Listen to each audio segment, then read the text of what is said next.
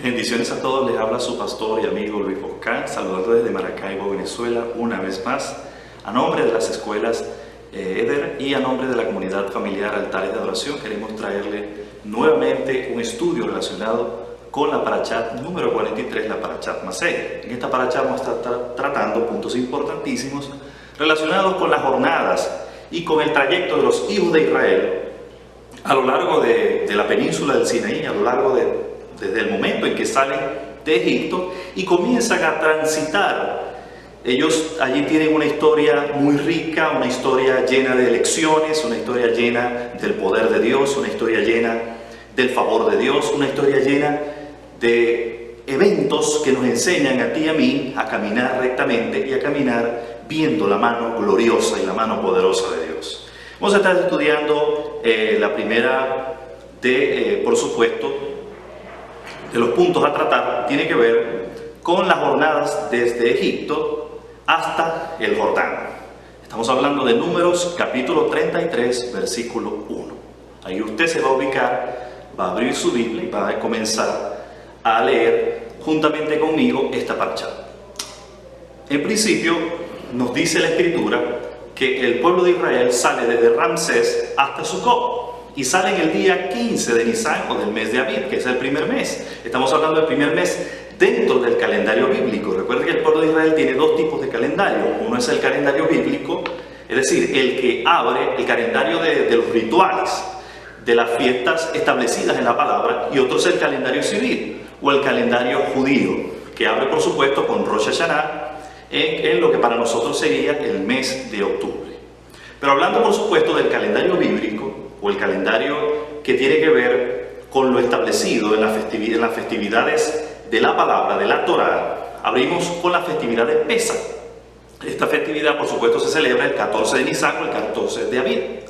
Ellos parten el 15 de Nisan o el 15 de Abib, un día después de haber sido celebrada la festividad de Pesach.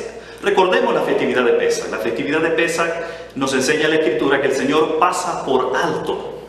¿Qué pasa por alto el Señor? La Escritura dice que el Eterno, después de haber ejecutado juicios contra los dioses de Egipto y haber ejecutado juicios, la plaga de las langostas, la plaga de las tinieblas, la plaga de los piojos, la plaga de la sangre, y cada una de esas plagas que fueron siendo ejecutadas en Egipto, la Escritura nos dice que el Señor le dijo a los hijos de Israel que se prepararan y que, por supuesto, hicieran una serie de actos rituales, entre los cuales se cuenta comer panes sin levadura, comer un cordero, untar los dinteles de la puerta con la sangre de ese cordero, para que cuando el ángel de la muerte pasara para ejecutar juicio sobre los primogénitos de Egipto, ellos no sufrieran esa muerte de sus hijos primogénitos, sino que la muerte pasara sobre ellos. Entonces de eso se trata la festividad de Pesach. El Señor pasó por alto y no ejecutó juicio de muerte sobre el pueblo que estaba bajo pacto, que caminó en obediencia.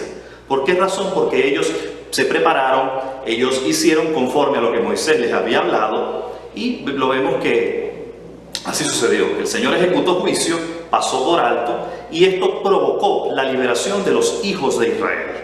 ¿Por qué razón? Porque cuando murió el hijo del faraón, esto fue el detonante para que ellos le dijeran a Moisés y a los hijos de Israel: váyanse hasta que nos muramos todos. El terror entró en Egipto y ellos se apresuraron a echar a los hijos de Israel, no sin antes, dice la Escritura, entregarle muchas riquezas. Ese cordero que, según las instrucciones de Moisés, iba a ser sacrificado, debía ser entre las 2 tardes. Estamos hablando específicamente de las 3 de la tarde, o la hora novena, que aparece en el pacto renovado, que también se menciona cuando Yeshua es sacrificado. Yeshua fue sacrificado en la hora novena, que también es mencionada en el libro de los Hechos cuando se habla de la hora de la oración. Esa hora Yeshua fue sacrificado, esa hora el cordero de Pesach era sacrificado. Y por supuesto que es un evento profético, y Yeshua fue sacrificado en el mismo momento de la festividad de Pesach, cuando el cordero era sacrificado.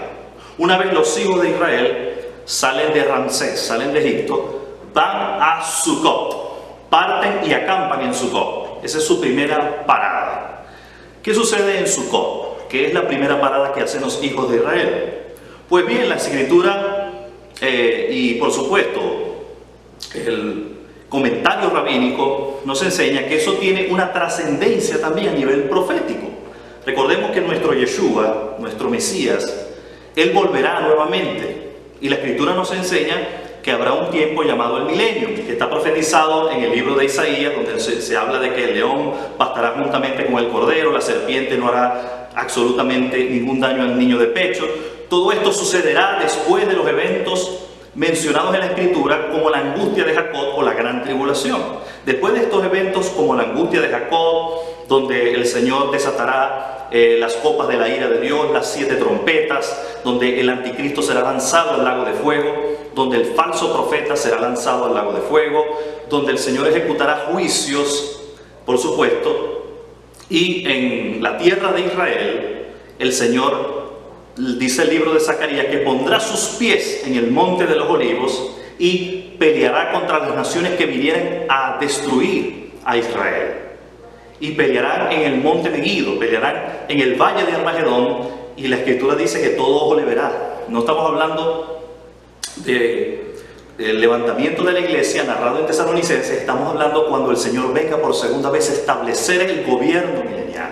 Allí es cuando dice el pacto renovado que el Señor, una vez vuelva y se siente en el trono de su gloria, juntará a las naciones, a los escogidos, y los ángeles irán a los 4 ángulos de la tierra a juntar a los escogidos de Dios. Esos escogidos serán presentados como los corderos, y los otros serán apartados como los cabritos.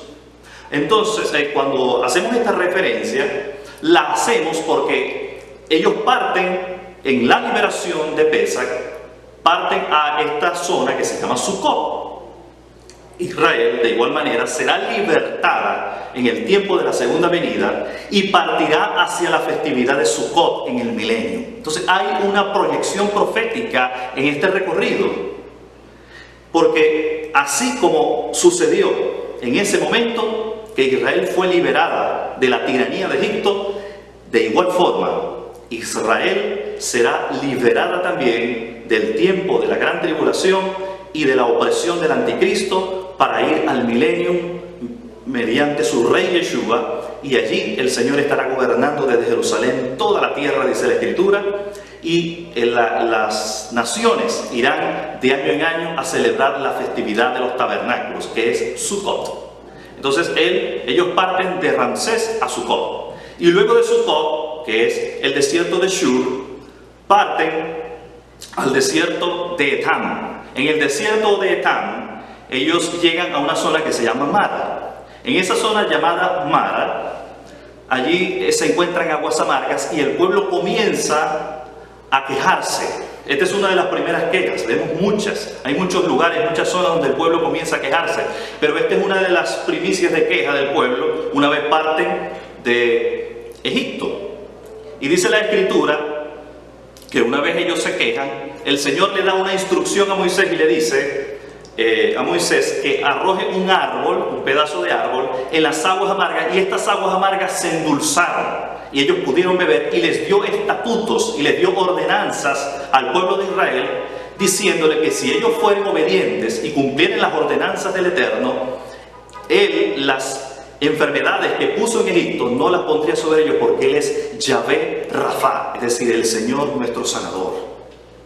Entonces esas ordenanzas que Él les estableció a ellos, las puso como condicional para que las enfermedades no tocaran su cuerpo, no tocaran sus vidas. Y eso nos enseña a nosotros absolutamente de que nosotros debemos caminar en el pacto de Dios. No debemos salirnos de esa cobertura del eterno Dios para no abrir puerta a las tinieblas, para que el eterno, nuestro sanador, Yahvé Rafa, podamos ver su mano de poder, podamos ver su mano de gloria, podamos ver que esas plagas, esas enfermedades que vinieron sobre Egipto caigan más bien sobre nuestros enemigos, pero nosotros estaremos librados porque la sangre del Cordero y las llagas de Yeshua son nuestra cobertura y nos protegen, por supuesto, de todas esas plagas. Una vez ellos parten, por supuesto, del desierto de Etam, de las aguas de Mara, o las llamadas aguas de la rencilla o aguas de Meriba, después de haber recorrido y haber salido de Egipto, recordemos que ellos salen de Sucot.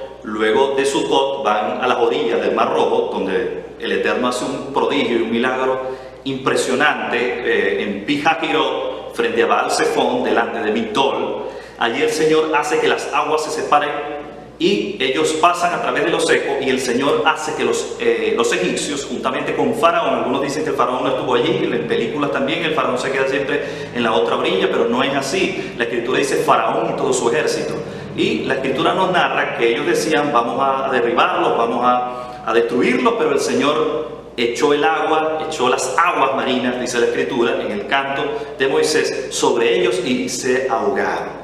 Y ellos, por supuesto, partieron de allí, del desierto de Shur, partieron a Etam, a Mara. En las aguas de Mara hemos visto lo que sucedió, que se endulzaron, y de ahí parten a lo que conocemos como el desierto de Shin, el desierto de Shin.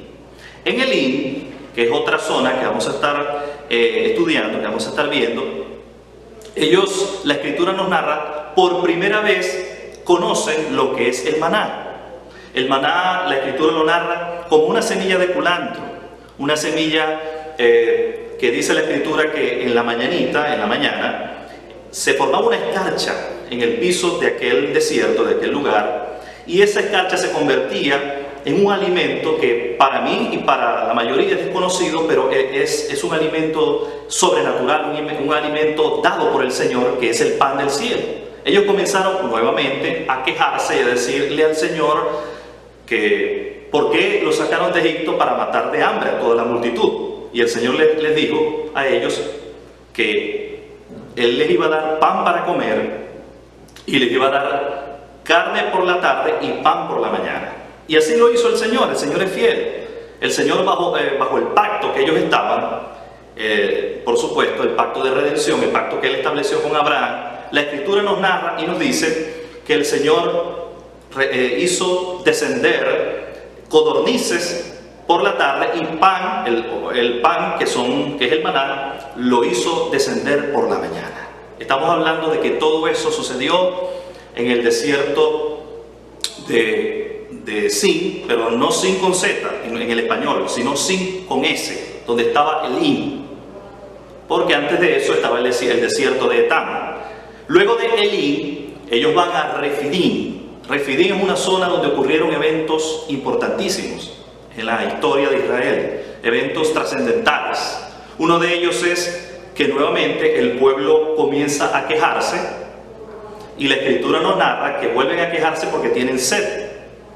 Y Dios le da nuevamente, así como se la dio en Mara, pero esta vez no era arrojar un árbol y que las aguas se endulzaran, sino que la instrucción nueva que Dios le da a Moisés y a Aarón es que golpeen las piedras de la peña de Oreb. Cuando Moisés golpea con la vara que dividió las aguas de Mar Rojo, la peña de Oreb, dice que brotaron aguas vivas y ellos bebieron.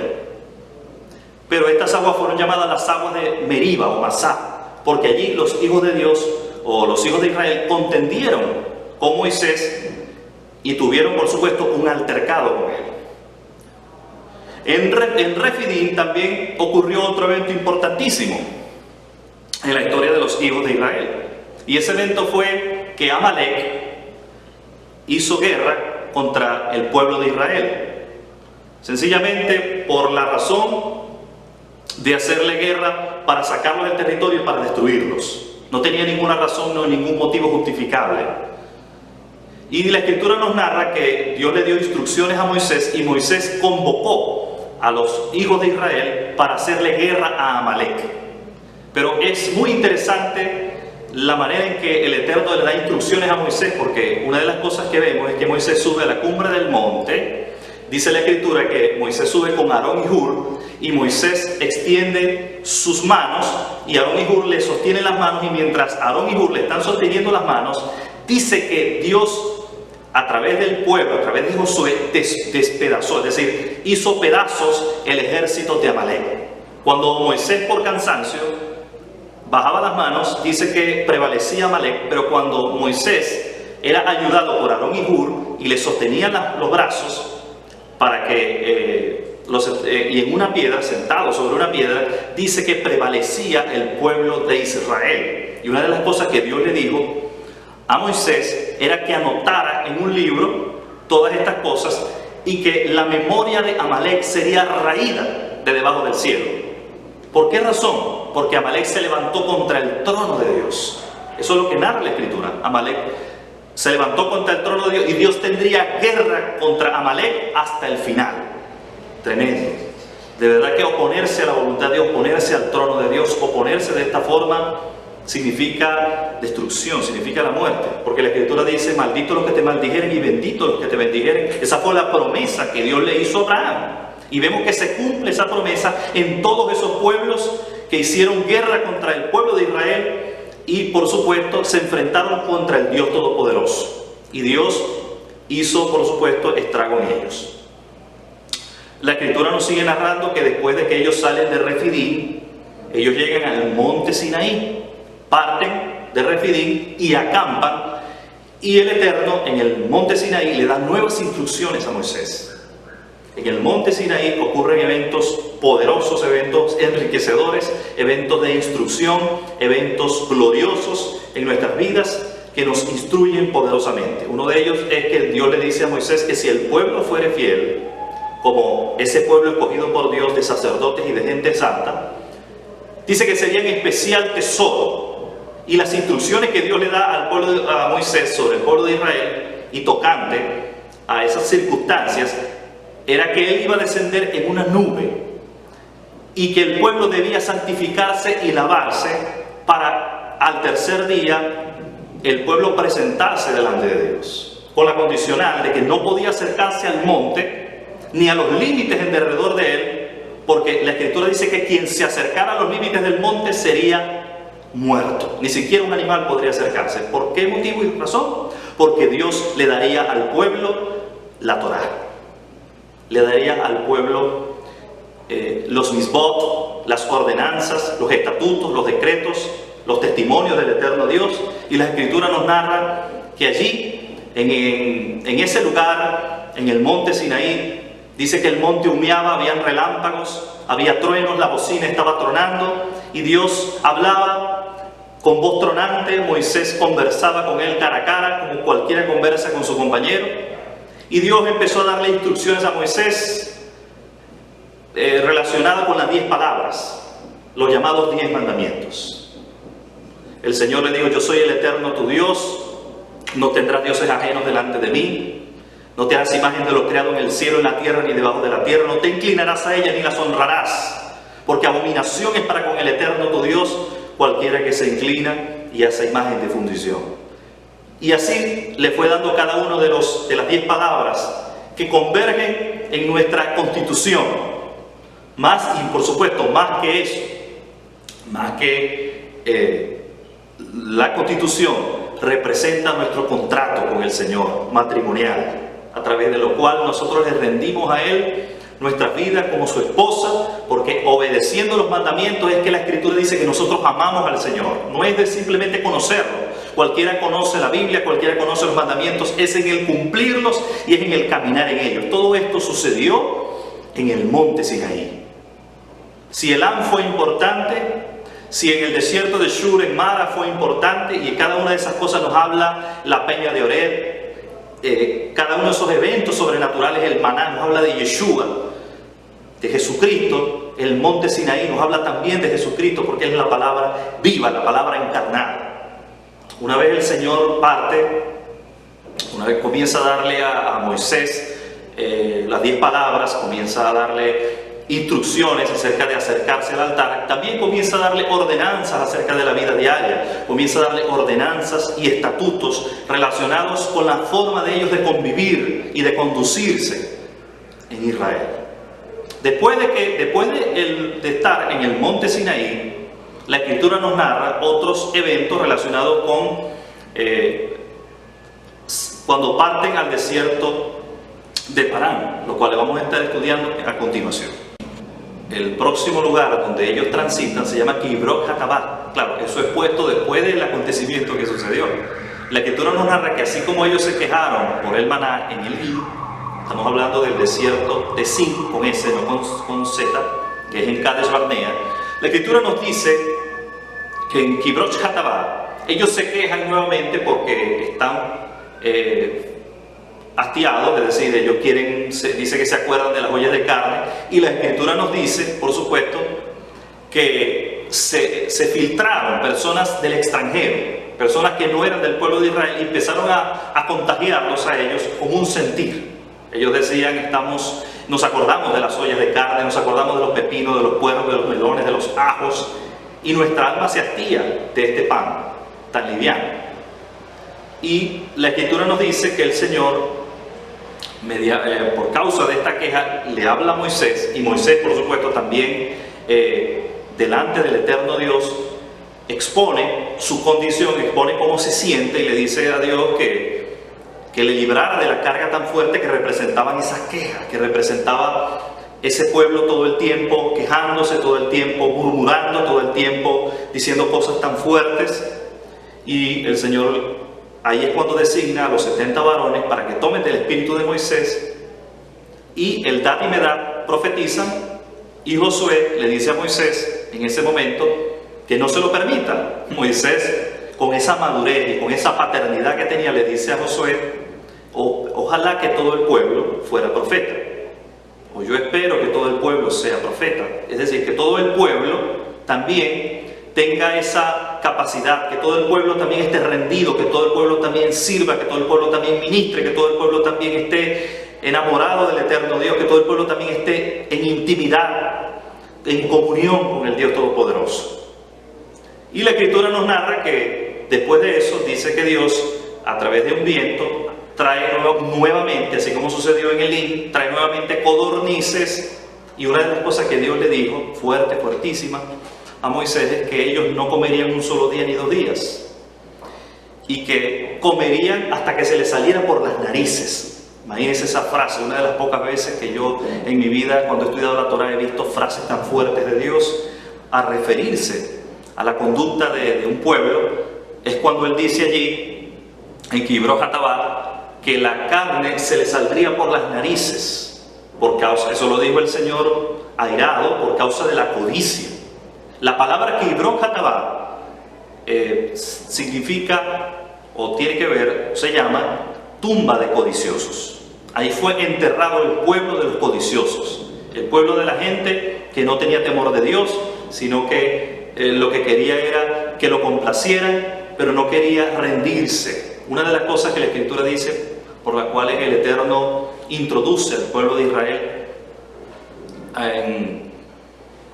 en el desierto, es para probar su corazón, para saber si habría o no de guardar sus mandamientos, para saber si habría o no de caminar en fidelidad.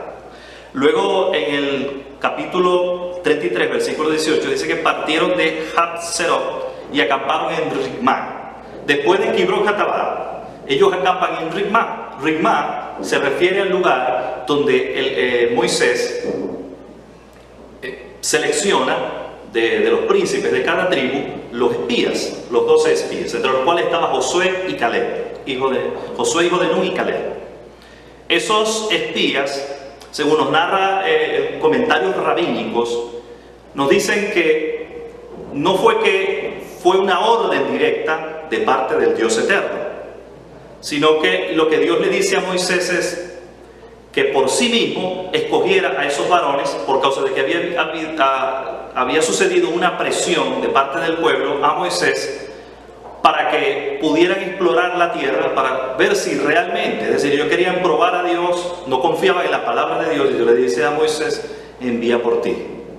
No era una orden directa, no surgió del corazón de Dios, sino que Dios le dice a Moisés: envía por ti, en el sentido de que la responsabilidad correría a cargo de Moisés. Esos espías fueron enviados en esta zona, en este lugar llamado Rigmá. Luego de Hatzerot, estamos hablando cerca del desierto de Parán. Luego de esto, nos narra el capítulo 33 de Números, verso 22, que partieron de Risá y acamparon en Selatá. Selatá, traducido al español, por supuesto, en este lugar fue donde ocurrió la rebelión de Coré. Esta rebelión de Coré, donde Datán, Abirán y todos estos hombres se confabulan, y ya lo vimos en una de las parachá pasadas que estuvimos viendo hace unas semanas atrás. Coré, juntamente con Datán y Abirán, se sublevan en contra de Moisés. Coré por celos del ministerio de Aarón, y Datán y Abirán para tumbar, para sacar a Moisés de su liderazgo, porque estaban molestos con el liderazgo de Moisés, no estaban de acuerdo. Y dice que Dios sofocó esa rebelión, el Eterno abrió la tierra, dice la Escritura, y la tierra se tragó a Datán, a Abirán, a Coré y a todo su séquito. Y aquellos 250 varones que estaban confabulados juntamente con ellos, dice la Escritura que salió fuego de Dios y los consumió. Todo eso sucedió en Selatá. Luego dice en el capítulo 33, verso 23, partieron de Selatá y acamparon en el monte Sefer. Según comentarios rabínicos del Targum Jonatán, el monte Sefer era una montaña de hermosos frutos. Y en el 26 partieron de Sion Geber y acamparon en el desierto de Sin. Este no es el desierto de Sin con S que veíamos en Elim antes de llegar al monte Sinaí. Y por supuesto antes de Refidim. Estoy hablando de Sin con Z, que es Kadesh Barnea. Kadesh Barnea ocurrieron acontecimientos poderosísimos, y es que pasaron, los hijos de Israel estuvieron acampando allí 19 años, allí murió Miriam. Y en ese lugar nuevamente los hijos de Israel vuelven a quejarse porque tienen sed. Ocurrió en Elim cuando ellos encontraron fuentes de agua, 12 fuentes de agua, y también habían 70 palmeras. También ocurrió en Mara cuando las aguas amargas se endulzaron. También ocurrió en Refidim cuando la peña de Oreb fue golpeada y brotaron aguas vivas. Ahora ocurre en Kadesh Barnea. Ellos vuelven a quejarse y vuelven a tener sed, y se vuelven a quejar con Moisés. Nuevamente vuelve a haber un altercado, vuelve a haber una rencilla de los hijos de Israel. Aquí Dios no le da la misma instrucción que en Refidim. Dios en Refidim le dijo a Moisés, golpea en la peña de Oreb. Pero en Kadesh Barnea Dios no le dice a Moisés, golpea la piedra, golpea la peña. Dios le dice, háblale de roca. Pero el corazón de Moisés estaba tan enardecido por causa de la rebeldía, por causa de la rencilla, por causa de la carga, se dejó enardecer su espíritu, y en vez de hablarle a la roca, golpeó la roca. Y la Escritura nos dice que el Señor le da una palabra y le dice que ellos dos, tanto Moisés como Aarón, no pueden entrar en la tierra, no pueden meter a los hijos de Israel en la tierra por causa de que no lo santificaron. Tremendo. Carácter de Dios. En su justicia, un hombre como Moisés no podía darse el lujo de cometer este tipo de actos, porque él estaba siendo un ejemplo para los hijos de Israel de comunión, un ejemplo de liderazgo, un ejemplo de su función como un profeta, como un maestro.